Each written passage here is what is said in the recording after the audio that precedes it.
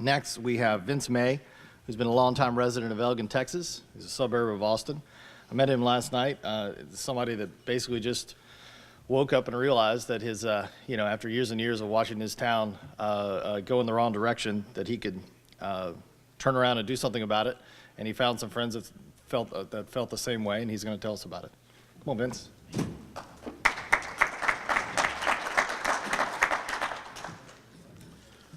Elgin, Texas, a lot of you probably, and it is hard G sound, Elgin. It's 20 miles east of here, right on 290. So if you go out that door and get on 290 and go east, you'll be there. But on the way to Elgin, you'll pass another small city, Manor. It's got 5,000 people, and Elgin has 10,000 people. And I live just outside of Elgin. I'm not an actual resident. Also, there's a train that connects Elgin and Manor and downtown Austin. It's a freight train that's unused. The owners of the train wanted to get rid of the track, wanted to get rid of it back in the 80s, and they sold it, I think, for, well, they would take $1 million for it, but I think the city paid $5 or $10 million for it. So, and there was a plan, and actually you met the gentleman yesterday, Mr. Dobbs. He's been planning these train projects around Austin since around 1975, so he's been working on that a long time. But this train track, it's kind of connected to the Red Line, which probably some of you took the trip and saw the Red Line, or you're familiar with it. That, by the way, I don't know, I missed the, I think there was already talk about it, but that was put on the ballot in 2004. And on the ballot, it said that $90 million would be spent on building that train, and only $60 million would come from local sources. The other $30 million would come from the federal government. But we've spent $450 million, or already approved $450 million of spending on it, and the long-range plan that was approved in May of this year adds another $540 million for spending on the Red Line. That's so they're planning to build a green line that would run from Austin out to Manor and then Elgin. And that's been known. It wasn't a secret, but they got very active last year in promoting it. And there were a lot of people in Elgin that got upset, not about the train. In preparation for having a train, the city was involved in doing some zoning changes that would create well, what the people were concerned about, the word going around was that Agenda 21 is coming to Elgin. And I went to a meeting to hear what they had to say about that, and it was all correct. It was all true and correct. Nothing, you know, they but I said, what are you going to do about it? And they decided that they were going to have a big meeting. And they were going to bring in a big, well-known, name-brand speaker, Lady Rosa Corey from San Francisco, and she came there, and well, they didn't have a meeting room big enough in Elgin to hold the meeting, so they had to move it to the county seat, Bastrop, which is 10 miles south of Elgin, and they had several hundred people show up. But it turned out that, well, 90% of the people were people from Austin who went out for the free show, and there wasn't much organizing done in Elgin to counteract the train, and nobody actually was focusing on the train. They were worried about, well, one fellow, he owns a record company, and he was worried that he would have to move his shop out of Elgin, or he couldn't do business in Elgin anymore. And so I said, well, again, what are you going to do about it? And nobody had any ideas at that point because they had spent a lot of money bringing in Rosa Corey and renting a room, and they forgot to charge at the door for people to come in. So I suggested to them that what you need to do is you need to attack the train. That's where the money is. And, how do we do that? And I said, well, you get your city council to say they don't want a train. But the people in Austin who are building these train systems, they started doing something 10 or 15 years ago at least. And one of the things they did was they took people from Austin and suggested that they move out to Manor and Elgin, and I'm sure a lot of other little towns around the area, and that once they're eligible to run for office, they run for office, because in Elgin, half of the seats go uncontested, and with a little bit of money from Austin to help them with their campaigns, they found it easy to get elected. So every city around the area has pro-train supporters, and then the people in Austin who are running the show, they make sure that their people from Elgin and Bastrop and Leander and all the other cities, when it comes time to appoint people to the Regional Transportation Council, they make sure that their plants in all of these cities represent the people on the Regional Council, so that the Metropolitan Planning Organization, CAMPO, is 90% pro-train, whereas the population here is probably 90% anti-train. So we all knew that we couldn't do anything with the city council. Even the real Elginites who sit on the city council, people whose families have been there for 100 years, they're not prepared to deal with the hustlers who are selling these trains. The people from Austin, oh, they whisper in their ear, you could be a representative someday, you know, and whatever, you know, they're conned into, you know, following the plan.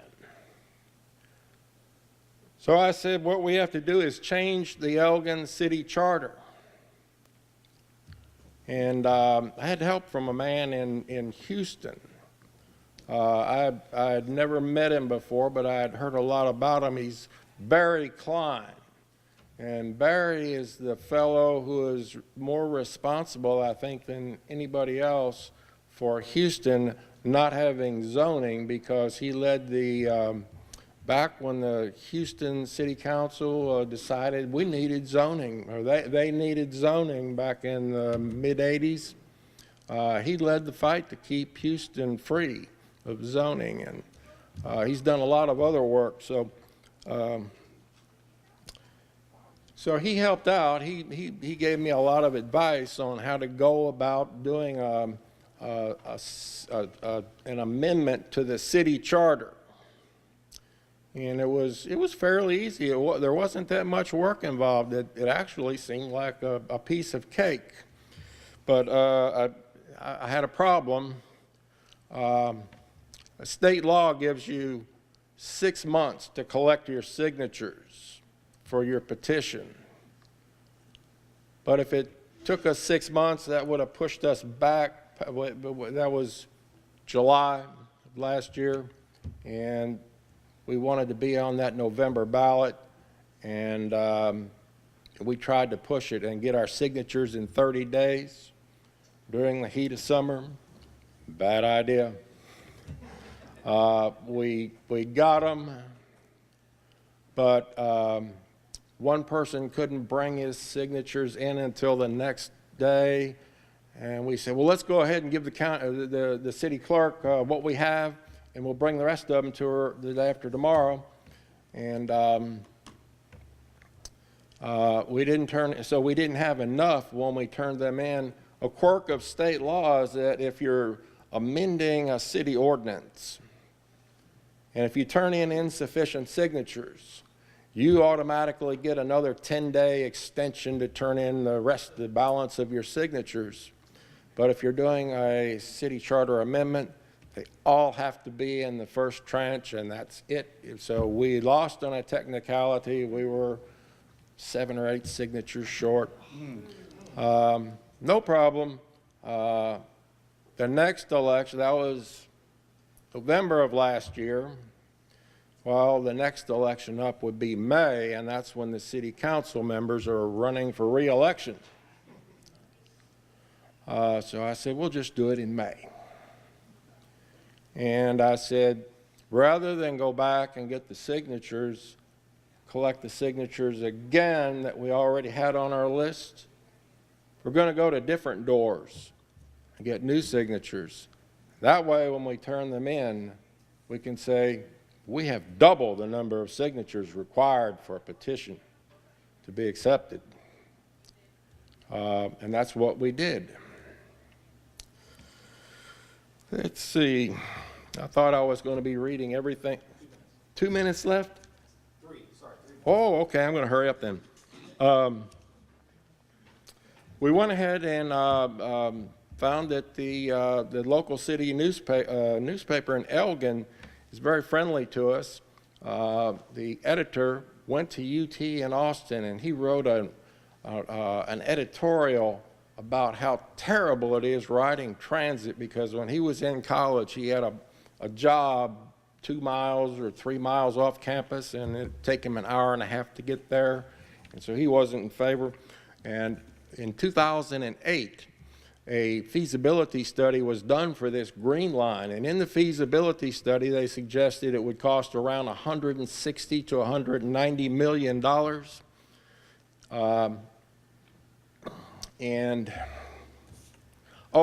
They also sent a team of crack experts, professionals from UT to go out and study the economic situation in Elgin. And they said, now you're going to have a stop in your downtown, but if you buy this raw land, an 80-acre tract right outside of the city, and build a new modern urban center there, you'll make a $2 million profit on the tax revenues each year. Your cost of service there would be lower by $2 million than what you would collect in taxes. Oh, the city count, wow, $2 million profit, wow. Gee, we got to go for that train. What that meant, though, what they were actually telling the people of Elgin, the city council, was that you're going to be able to earn the $2 million you'll need to pay for your train. Was no profit for the city. And the mayor had been advertising this train project to everybody. He's the plant in Elgin. He had been telling everybody, it won't cost the city a cent. It's all paid for by other people. So we ended up winning the election in May of this year, and that effectively kills the project. It can't go into Elgin. Let's see. What did you put on the charter? What specific things passed in May? The city can spend transportation money on sidewalks, roads, highways, streets, alleys, bike trails, but nothing can be spent on any rail project.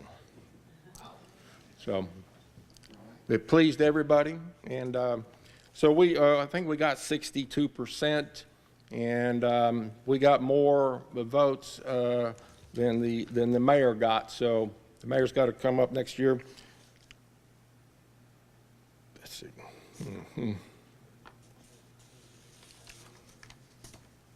Well, I'm disorganized. I'm surprised that I did this good so far, because normally I forget where I'm at. And I want to tell you that there's a little handout back there in the back of the room, and it has on there a link for the Lucy Burns Institute, and they published this book, which they will send out free, or you can get an e-copy.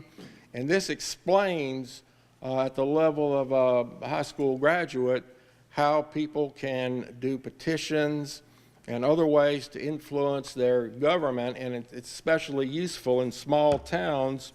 Another thing I was going to say, that the $161 million train, by the time they said, well, it's a done deal last year, the price had gone up to $586 million. And we advised the people in Elgin who were behind this project, the committee that got together, they built a political action committee, and they have to report their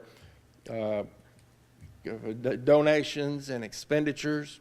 I told them, well, don't go over 500, because then the law says you get a lot of reporting to do. You have to do it every month and extra reports. I said, if you keep it under 500, it's only once every 6 months you got to turn in a minimal reporting. So a $500 campaign beat a $586 million rail project. Yeah.